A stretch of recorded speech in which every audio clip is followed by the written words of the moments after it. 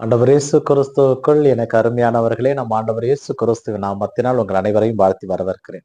பிரியமானவர்களே, என்னிடம் நம்பிக்கை கொள்வோர் இன்னும் அதிகமான அதிசயங்களை செய்வார்கள். என் தந்தை அருட்கூர்ந்தார் என்று யாரும் என்னிடம் வர முடியாது என்று சொன்ன கடவுள் நமக்கு அருளை கொடுக்க காத்து கொண்டிருக்கிறார்.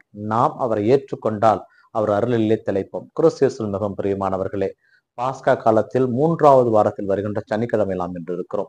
இன்றைய வாசக சிந்தனையாக நமக்கு கொடுக்கப்பட்டிருப்பது முதல் வாசகமாக திருத்தூதர் பணிய நூலில் இருந்தும், நற்செய்தி வாசகமாக யோவான் நற்செய்தியிலிருந்தும் செய்திகள் கொடுக்கப்பட்டிருக்கிறது.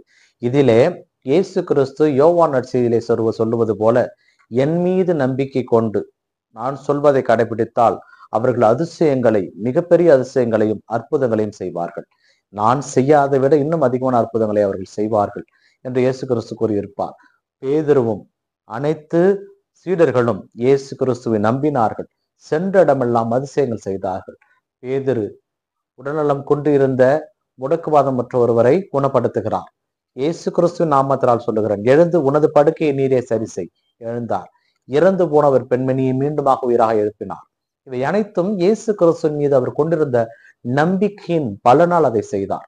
நாமும் இயேசு கிறிஸ்துவை முழுமையாக நம்பி அவர் மீது பாரத்தை போட்டுவிட்டு நாம் செய்கின்ற எல்லா செயல்களிலும் அவர் வெற்றியை நமக்கு கொடுப்பார். நம்பிக்கையோடு நாம் செய்ய வேண்டும் என்பதே இன்றைய முதல் வாசகம் நமக்கு அழைப்பு விடுக்கிறது. இந்த நற்செய்தி வாசகத்திலே இயேசு கிறிஸ்து எனது உடலை உண்பவர்கள் நிலைவாழ்வு பெறுவார்கள் என்று சொல்லுகின்ற பொழுது, இயேசு கிறிஸ்துவை நம்பாமல் எப்படி இவருடைய சதையை நாம் உண்ண முடியும் என்று அவர்களுக்குள்ளே பிளவுவாதம் ஏற்பட்டது. அப்போது இயேசு அவரிடம் சொன்ன வார்த்தை, உங்களுள் இன்னும் பலர் என்னை நம்பாமல் இருக்கிறீர்கள். யார் யார் என்னை நம்பவில்லை என்பது அவருக்கு தெரியும். அப்படி சொன்ன பொழுது இயேசு கிறிஸ்துவை விட்டு ஒரு சிலர் எல்லாம் பிரிந்து சென்றார்கள்.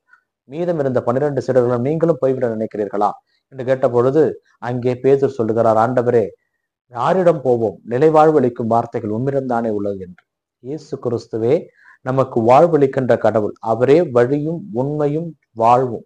அப்படிப்பட்ட அந்த ஆண்டவரை நாம் கேட்கின்ற பொழுது அவர் எல்லா வரங்களையும் நமக்கு கொடுப்பார் என்பது சற்று மையம் கிடையாது.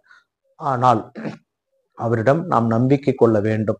அவருடைய நியமங்களையும் கட்டளைகளையும் நாம் கடைபிடிக்க வேண்டும். அதுதான் அவர் நம்மிடம் எதிர்பார்க்கிறார்.